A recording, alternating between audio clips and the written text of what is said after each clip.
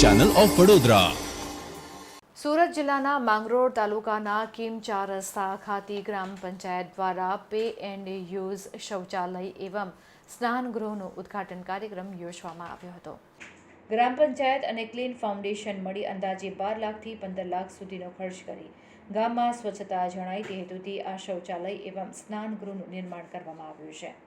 મુખ્ય મહેમાન તરીકે ગ્રામ પંચાયતના સરપંચ કાંતિલાલ આહિર, કોસંબા એપીએમસીના ડાયરેક્ટર સાકિરભાઈ પટેલ, ઉપસરપંચ, તલાટી કમ મંત્રી અને પંચાયતના સભ્યો ઉપસ્થિત રહ્યા હતા।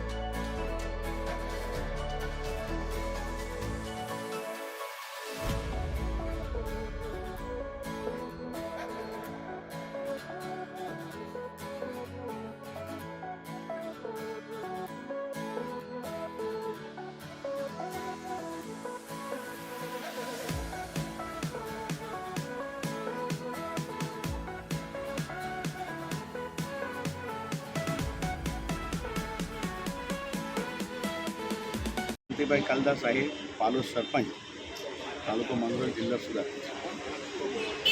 અહીંયા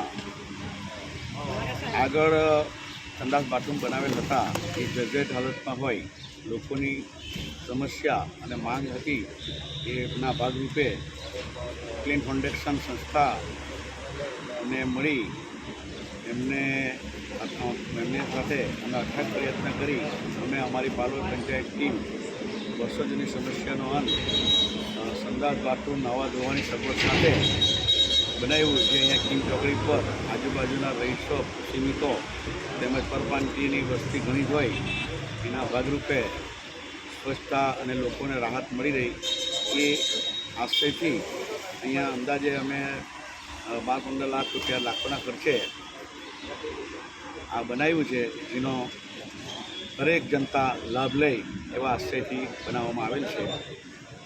એ બદલ મારી ટીમને અને મારા ગામના જે વડીલો મારી સાથે રહ્યા એ બધાને હું ધન્યવાદ આપું છું અને કામ આજે પૂર્ણ કરી લોક સેવાના ભાગરૂપે આજે અર્પણ કરીએ છીએ। જય હિન્દ, જય ભારત।